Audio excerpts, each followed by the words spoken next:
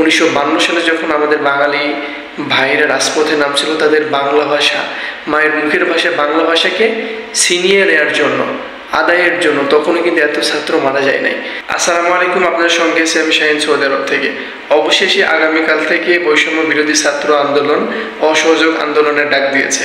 ইতিপূর্বে কিন্তু তারা সরকারকে 9টা দফা দাবি দিছিল, সরকার কিন্তু সেই 9 দফা তাদেরকে গ্রহণ করে নাই। অবশেষে আগামীকাল থেকে তাদের সেই 9 দফা উইথড্র করে নিয়ে একটা দফা, একটাই দাবি, সেটা হচ্ছে সরকারের পদত্যাগ চাই, আর কোনো দাবি নেই। আগামীকাল থেকে পুরো বাংলাদেশে অসহযোগ আন্দোলনের ডাক দিয়েছে বৈষম্য বিরোধী ছাত্র আন্দোলন। ইতিমধ্যে তারা কিন্তু ঘোষণা করছে বাংলাদেশে কি কি চলবে আর কি চলবে না।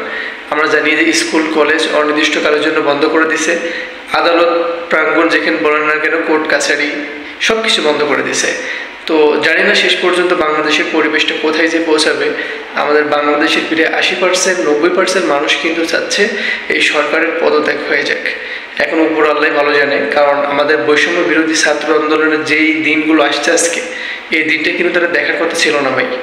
বাংলাদেশ সরকার এখন তাদের সাথে সমঝোতা করতে চাচ্ছে, এখন তারা এই জিনিসটাকে একটা ভালো সমাধান করতে চাচ্ছে।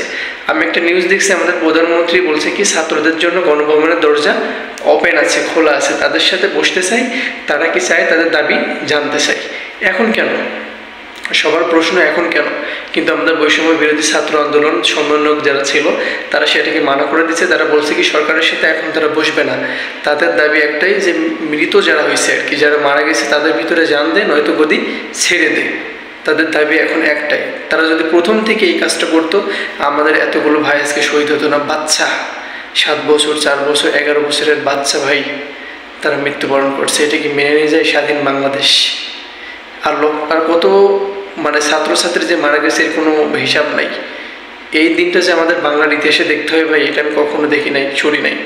1952 সালে যখন আমাদের বাঙালি ভাইয়েরা রাজপথে নামছিল তাদের বাংলা ভাষা, মায়ের মুখের ভাষা বাংলা ভাষাকে ছিনিয়ে নেওয়ার জন্য, আদায়ের জন্য, তখনও কিন্তু এত ছাত্র মারা যায় নাই।